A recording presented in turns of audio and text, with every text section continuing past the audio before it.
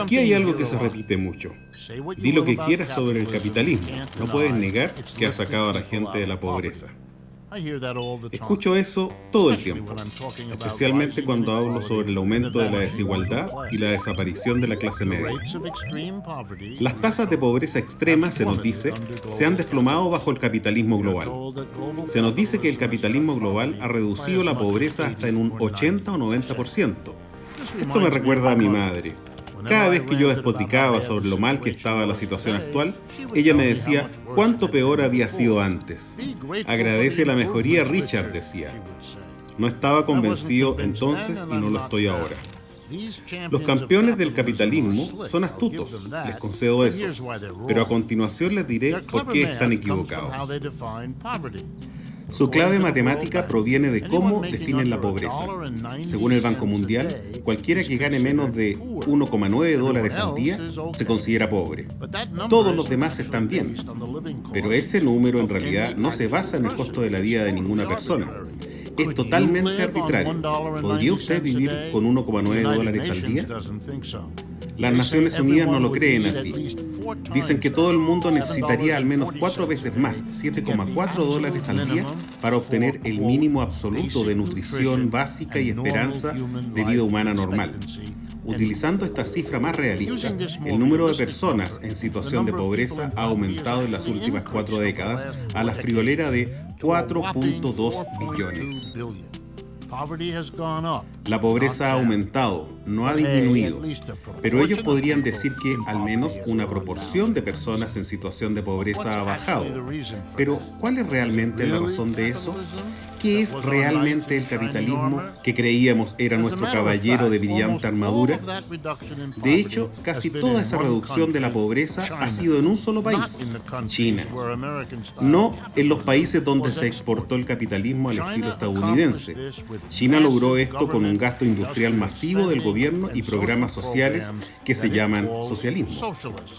Con algunas excepciones, el resto del mundo ha visto muy poco progreso en la reducción de la pobreza.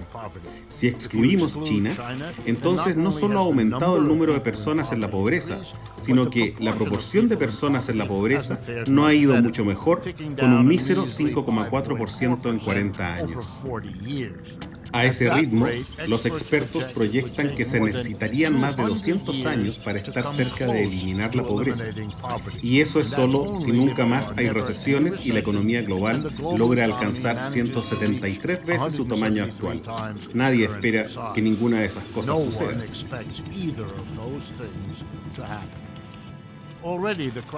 La crisis causada por la pandemia del coronavirus ya ha vuelto inútiles años de reducción de la pobreza. 100 millones de personas han vuelto a caer en la extrema pobreza. Pero el problema no son los virus van y vienen. El verdadero problema es el sistema. Un sistema que implosiona cada 4 o 7 años, empujando a más y a más personas a la pobreza extrema y que no tiene absolutamente ninguna protección para la gente común cuando éste colapsa.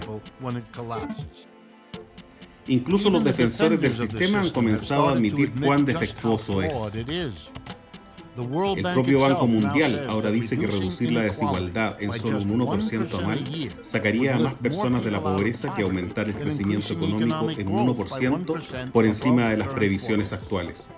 Eso no quiere decir que algunas cosas no hayan mejorado, pero donde están mejor es debido a ambiciosos programas gubernamentales. Es por eso que Cuba, un país declaradamente socialista bajo un embargo de décadas, tiene una tasa de mortalidad infantil más baja, una esperanza de vida más alta y una tasa de alfabetización más alta que Estados Unidos, que es mucho más rico. Y por eso también los países con la pobreza más baja son lugares como Dinamarca y Finlandia. Y no es un misterio. Ninguna economía avanzada ha logrado jamás tasas bajas de pobreza sin altos niveles de gasto social del gobierno. Y el hecho es que los capitalistas siempre han luchado contra esas políticas, contra los impuestos progresivos, contra los salarios mínimos, contra los programas de bienestar social, contra la negociación sindical. La pobreza no ha sido reducida por el capitalismo, sino a pesar y en contra de la oposición de los más capitalistas. Entonces, no es solo que el capitalismo no soluciona la pobreza, sino que sumerge a más y más personas en la desesperación para que el sistema pueda sobrevivir. El creciente número de personas en situación de pobreza puede dar fe de ello.